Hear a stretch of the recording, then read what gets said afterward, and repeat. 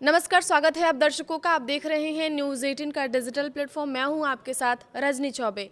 1 अप्रैल 2026 से नए financial year की शुरुआत के साथ ही नौकरी पेशा लोगों के जीवन में बड़े बदलाव होने जा रहे हैं।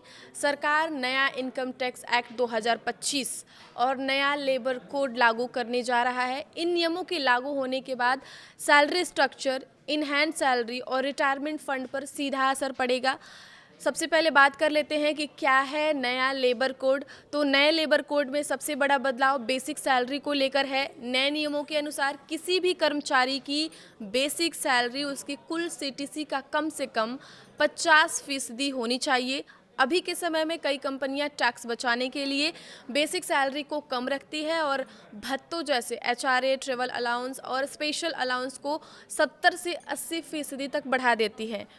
अब नए नियम के बाद सभी भत्ते कुल सैलरी के 50% से ज़्यादा नहीं हो सकते हैं।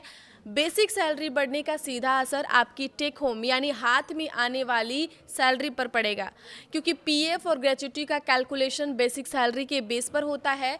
इसलिए बेसिक पे बढ़ने से आपका पीएफ योगदान भी बढ़ जाएगा। पीएफ ज़्यादा कटने से महीने के आखिर में मिलने वाली इन हैंड सैलरी में कमी आ सकती है। हालांकि इसकी अच्छी बात यह है कि आपका रिटायरमेंट फंड पहले की तुलना में काफ़ी बड़ा हो जाएगा।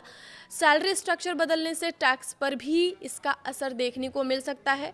जो कर्मचारी पुराने टैक्स रिजीम में हैं, उनके लिए बेसिक पे बढ़ने से एचआरए पर मिलने वाले टैक्स छूट कम हो सकती है। ऐसा इसलिए क्योंकि एचआरए छूट का एक हिस्सा बेसिक सैलरी के 10% के बेस पर तय होता है। हालांकि दूसरी तरफ न्यू टैक्स रिजीम चुनने वालों के लिए समस्या कम है। नए रिजीम में 12.75 लाख रुपए तक की साल की इनकम पर कोई टैक्स नहीं देना होगा।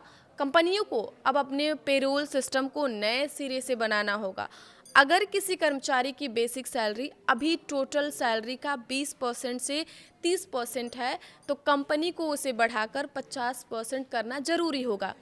इससे कंपनी पर ग्रेच्युटी और पीएफ कंट्रीब्यूशन का बोझ भी बढ़ेगा। नया टैक्स सिस्टम क्यों बन रहा है लोगों की पहली पसंद?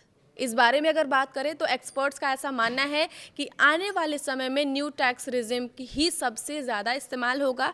इसके पीछे कुछ मुख्य कारण हैं, जिसमें से हम बात कर लेते हैं। कंपनियों ने सैलरी स्ट्रक्चर को आसान बनाने के लिए कई छोटे मोटे भत्तों को खत्म करना शुरू कर दिया है। जब भत्ते ही नहीं रहेंगे तो आप पुराने सिस्टम में छूट का दावा कैसे करेंगे? दूसरा, नए सिस्टम में आपको निवेश के सबूत जैसे एलआईसी की रसीद, रेंट एग्रीमेंट देने की ज़रूरत नहीं होती है। कम टैक्स रेट और सादगी के कारण लोग इसे पसंद कर रहे हैं। यदि कर्मचारी कोई विकल्प नहीं चुनता है तो उसे अपने आप नए टैक्स सिस्टम में डाल दिया जा।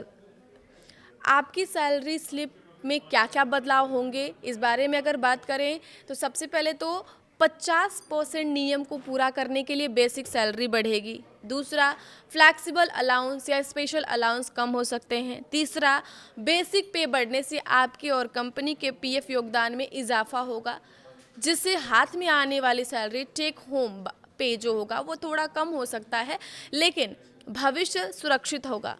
कंपनियां अब भोजन के कूपन और कार लीज जैसी विकल्पों को बढ़ावा देंगी, क्योंकि ये नए सिस्टम में भी टैक्स बचाने में मददगार है। आगे की खबरों के लिए आप देखते रहिए न्यूज़ 18 का डिजिटल प्लेटफॉर्म। धन्यवाद।